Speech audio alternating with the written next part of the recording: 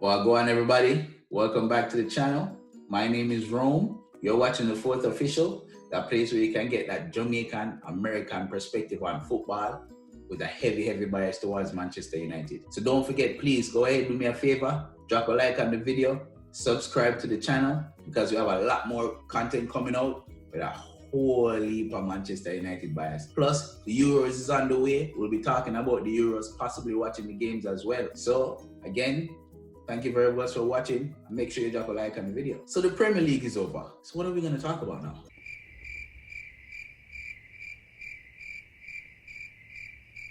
Ooh, I know. Let's talk about the best of the rest, shall we? Where I'm going to give you a quick synopsis of all the teams that came out of the top four from 4 to 8 and what I think about these teams and their fans. And first I'm going to talk about, of course, is Leicester City coming in 5th. And I don't know what to tell you about Leicester, people. I cannot tell you I don't know what to tell you about Leicester City. It's weird because for 2 years running, Leicester City has had top 4 in their own hands, in their own grasp, and has thrown it away. Remember last year when they returned after COVID, Leicester was 3rd in the league, fam. And Leicester just let Manchester United and Chelsea leapfrog them. No Champions League. This year, Leicester was as far as 1st. Leicester was 2nd at one point. How Leicester City end up at 5th, I don't know. And this especially grieved me because my team put out a weak inside, gave them 3 points, and them man still could not make top 4, bro. Still could not make top 4. And as you guys know, I'm Jamaican, yeah? So I can only draw from my experiences, from stuff that I've done and my lived experiences. So for me, searching in my brain, trying to find something comparable to how Leicester has been crap for the past 2 years in terms of making the Champions League, I can only think of one person, and that is Asafa Powell, bro. Leicester is the Asafa Powell of football. You guys know Asafa Powell? Nothing but sub-10 runs in 100-meter sprints throughout the entire season for about 4 to 5 years straight. The man with the most sub-10 100-meter times in this world is Asafa Powell. Regular season, sub-10. In the heats of the World Championship or the Olympics, sub-10. Semi-finals, sub-10. As soon as Asafa Powell get to the finals, he's nowhere to be found from, running 10-2, 10-3. When the entire season, for 78 years running, this man has been running 9-7, 9-9, 9-8, and cannot do that in the final. And there you have Leicester, 2 years running. All you have to do is just finish your cake, fam. End up at 5th. And then next you have 6th place, which is West Ham. And I'm not gonna lie, I am really happy to see what David Moyes did at West Ham for a couple of reasons. One, they have some ballers on there that I really do rate. Thomas Souček is one of them. And I'm not going to lie, Souček was revolutionary in the midfield, goal-scoring midfielder, box-to-box midfielder.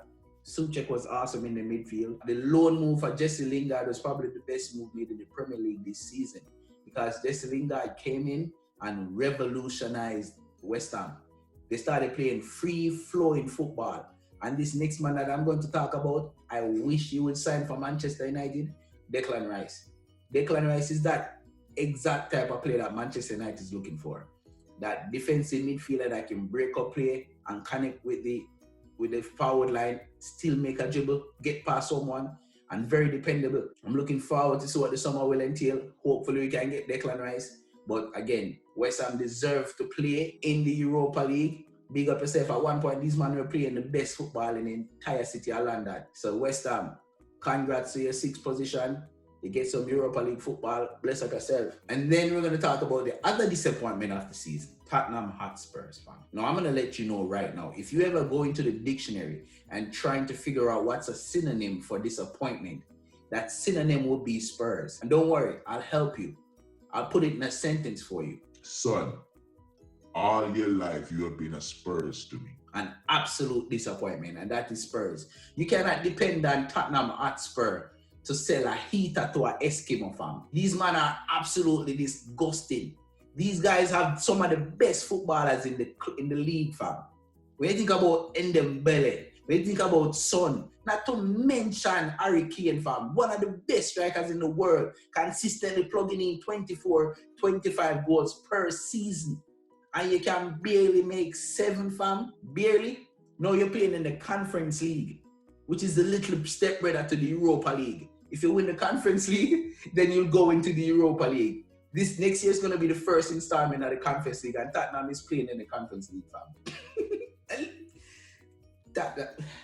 These men are criminals, fam. You cannot depend on Tottenham for nothing. These men are absolute disappointment. And am I forgetting something? Am I forgetting someone? That's right. These lot. Fam, I'm going to be straight with you, all right? If you're an Arsenal fan at this point in your life, if you're an Arsenal fan, please stay away from any football forum or platform that talks about football. You as an Arsenal fan do not get the right to say anything about football until next season. And I tell you why I said that. And it might sound harsh, but Arsenal fans, you deserve it, fam. You deserve every bit of it, fam. You guys won an FA Cup at the end of last season, and then you bought Thomas Partey, and all of a sudden Arsenal fans were all over social media, all up in my face, talking about they're going to win this and win that. Where are you now, fam? You might are celebrating coming 8th, fam. Check this out. Arsenal fans and the club turned against Arsene Wenger because they said Arsene Wenger wasn't doing anything. He was past his prime, even though he was consistently making the Champions League every year. I bet you would kill to make the Champions League now, wouldn't you? Arsenal fans got rid of a serial winner of the Europa League. Lost all patience in Unai Emery, only to have Unai Emery come back to Arsenal, kick them out of the Europa League, and now these men are fighting just to make it into the Europa League. Got rid of Unai Emery to go hire Pep Guardiola's corn boy, Mikel Arteta. But I will give you this, Arsenal fans.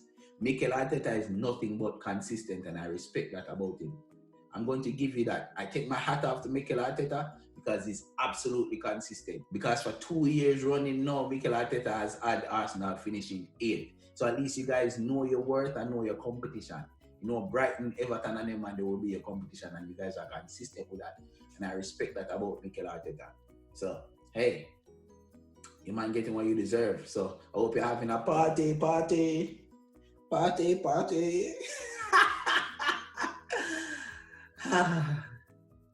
Thank you guys so much for watching. The next video will be about the top 4 in the Prem. I get you guys my thoughts. I know how I feel about that. Make sure you drop a like on the video. Look somewhere down there. Press the red button. Subscribe to the channel. Manners.